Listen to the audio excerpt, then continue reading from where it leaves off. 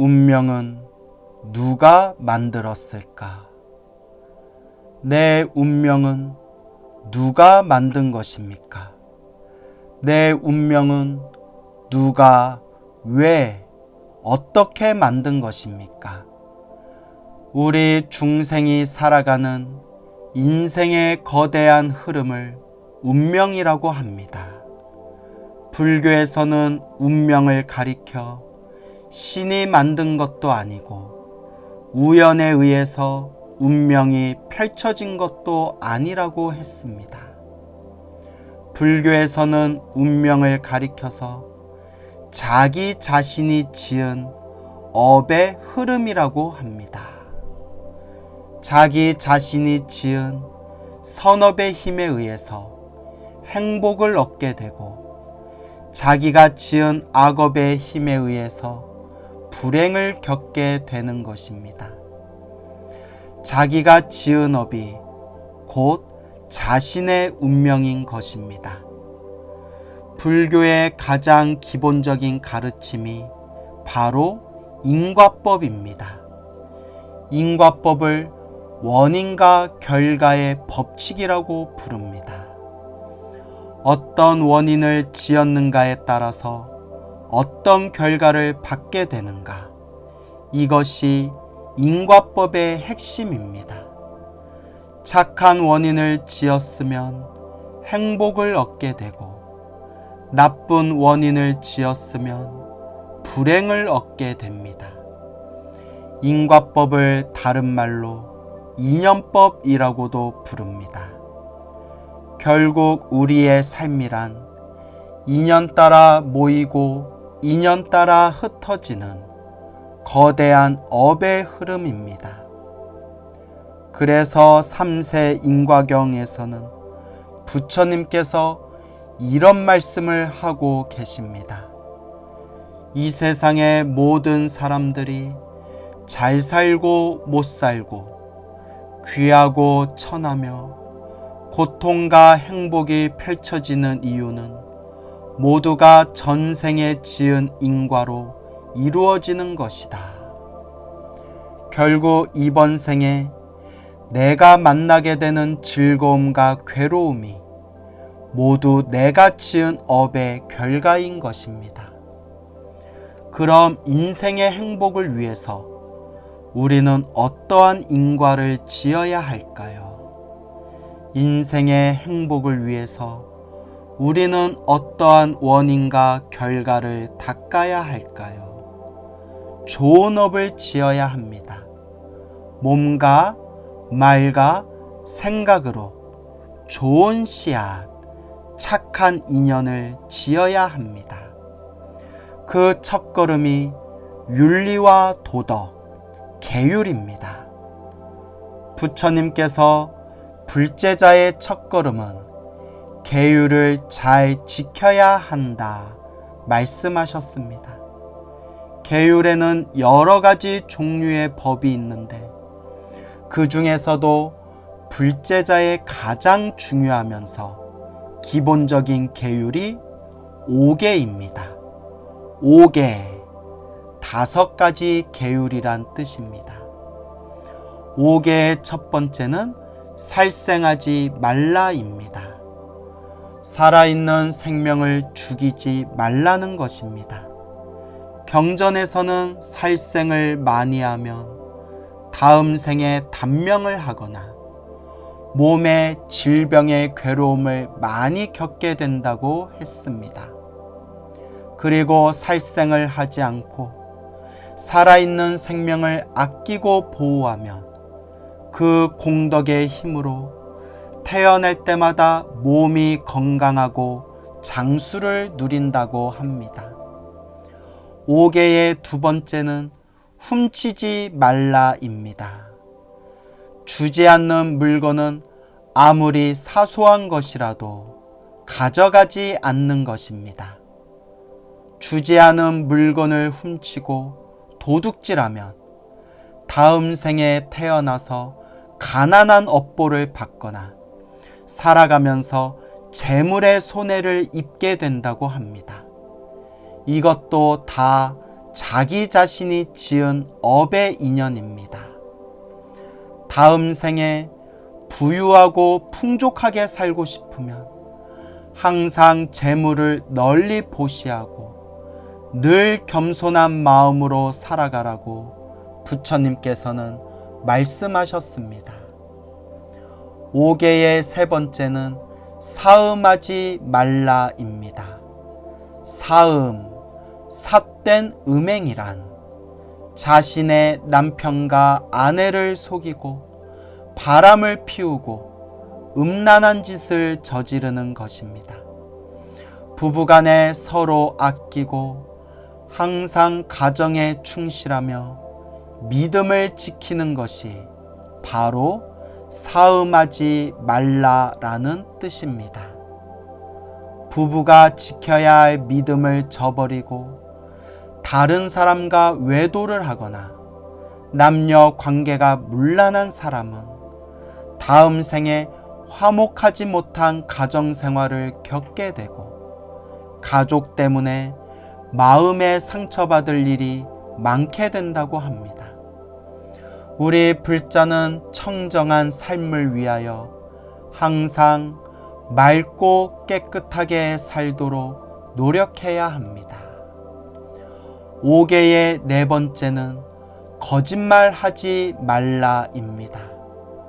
거짓말을 포함해서 말과 관련된 나쁜 구업, 입으로 지은 업을 조심하라는 것입니다. 거짓말을 많이 하면 다음 생에 사람들에게 소외당하고 무시당하는 과보를 얻게 된다고 합니다. 우리 중생들은 생활 속에서 너무 쉽게 거짓말의 업을 짓고 있습니다.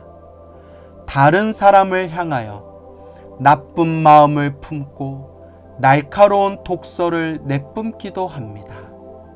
이러한 구업, 입으로 지은 업은 자기 자신에게 안 좋은 나쁜 업보가 쌓이게 됩니다.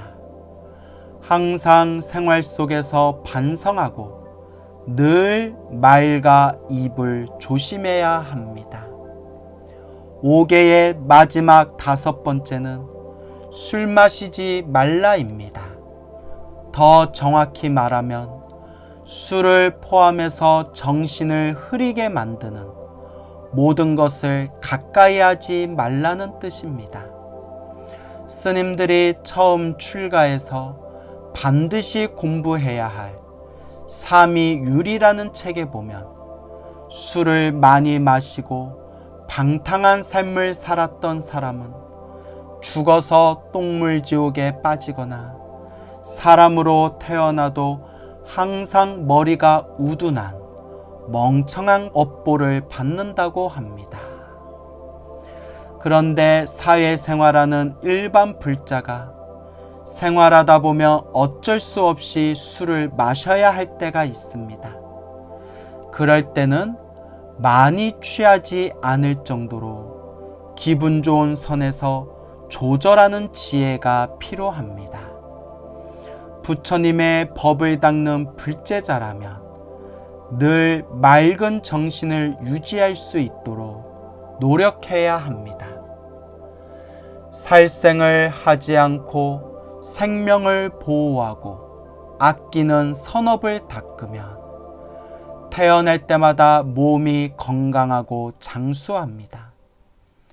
도둑질하지 않고 베풀고 나누어 주는 선업을 닦으면 태어날 때마다 부자로 태어나고 의식주가 풍족합니다. 사음, 삿된 음행을 하지 않고 경건한 몸가짐으로 가족에게 충실한 선업을 닦으면 태어날 때마다 평안하고 즐거운 가정을 갖게 됩니다.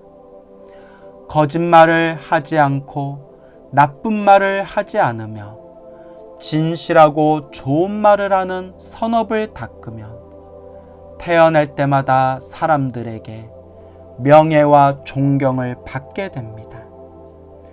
술이나 마약 같은 정신을 흐리게 하는 것을 멀리하고 생각을 맑고 깨끗이 하는 선업을 닦으면 태어날 때마다 똑똑하고 총명한 머리를 얻게 됩니다. 이와 같이 불자가 지켜야 할 5계를 통해 우리는 선업을 짓고 복덕을 쌓게 됩니다. 부처님께서는 계율의 중요성에 대해서 경전마다 항상 강조하셨습니다. 이번 생에 복이 많은 사람은 그만큼 전생에 선업을 많이 지은 것이고, 이번 생에 복이 부족한 사람은 그만큼 전생에 악업을 지었기 때문입니다. 그래서 부처님께서는 이렇게 말씀하셨습니다. 전생일을 알고자 하는가? 금생에 받는 것이 그것이다. 다음 생을 알고자 하는가? 이번 생에 짓는 것이 그것이다. 우리 불자들은 명심하고 또 명심하며 가슴에 깊이 새겨야 할 말씀입니다. 그런데 여러분들이 꼭 알아야 할 아주 중요한 내용이 있습니다. 부처님의 초기 경전 중에 중아함 삼도경에 보면 모든 것이 전생의 업에 의해 결정된다는 주장은 잘못된 것이다 라고 부처님께서는 비판하십니다. 부처님께서는 모든 것은 전생의 업에 의해 완전히 결정되었다. 그래서 전생의 업보에 의해 결정된 것은 결코 피할 수 없고 바꿀 수 없다 라는 주장을 강하게 비판하셨습니다. 즉, 우리 부처님께서는 지금 우리 앞에 펼쳐진 상황이 모두 내가 지은 업의 인연이지만 또한 스스로 노력에 의해서 나의 운명을 바꿀 수 있다 라고 말씀하셨습니다. 나의 노력에 의해서 운명을 바꿀 수 있다 라고 말씀하셨습니다. 불교에서는 우리 앞에 펼쳐진 행복과 불행이 전생의 업에 의해서 영향을 받은 것은 맞지만 또한 이번 생에 얼만큼 노력하냐에 따라서 과거에 내가 지은 업을 소멸하고 벗어나 지금 이번 생에 새로운 업을 창조할 수 있다고 가르칩니다. 즉, 우리 자신이 스스로 노력과 의지에 따라서 자신의 운명을 바꾸고 개척할 수 있다는 것이 바로 불교의 가르침입니다. 바른 수행과 선업을 통해서 자신의 주어진 운명을 더욱 아름답게 창조하는 인생, 그것이 불교의 역동적이고 진취적인 인생관입니다. 불교는 운명을 바꾸는 가르침입니다. 이번 생 부처님 법을 만났으니 잘 닦으셔서 여러분들의 운명을 아름답게 바꾸어 나가시기 바랍니다. 오직 수행할 뿐입니다.